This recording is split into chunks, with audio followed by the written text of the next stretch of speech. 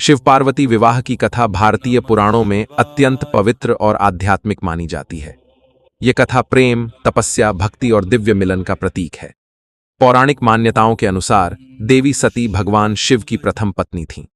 सती के पिता राजा दक्ष ने एक यज्ञ का आयोजन किया, लेकिन उन्होंने शिव को आमंत्रित नहीं किया। सती अपने पति का अपमान सहन न कर सकीं और यज्ञ में स्वयं को भस्म कर दिया।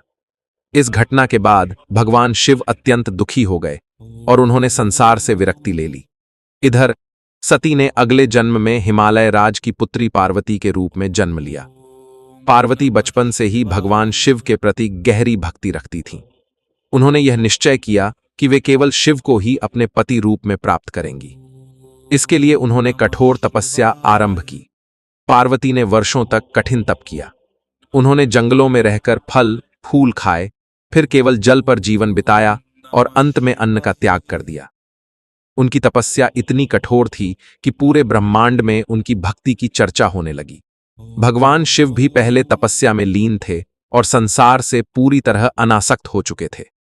लेकिन जब राक्षस तारकासुर का अत्याचार बढ़ने लगा, तो देवताओं ने भगवान शिव से प्रार्थना की कि वे विवाह करें और एक ऐसे पुत्र को जन्म दें जो तारकासुर का वध कर सके। इसी उद्देश्य से देवताओं ने कामदेव को भेजा ताकि वह शिव की ध्यान अवस्था भंग करे। लेकिन शिव ने अपने तीसरे नेत्र से कामदेव को भस्म कर दिया। इसके बाद भी पार्वती ने हार नहीं मानी और अपनी तपस्या जारी रखी। अंततः भगवान शिव ने पार्वती की अटूट भक्ति और समर्पण को स्वीकार किया। उन्होंने पार्वती की परीक्षा ली और जब वे हर परीक्षा में सफल रहीं, तो शिव ने उन्हें अपनी पत्नी के रूप में स्वीकार कर लिया। इसके बाद भव्य विवाह का आयोजन हुआ। देवताओं, ऋषियों और समस्त ब्रह्मांड ने इस दिव्य विवाह में भाग लिया। हिमालय पर्वत स्वयं कन्यादानकर्ता बने।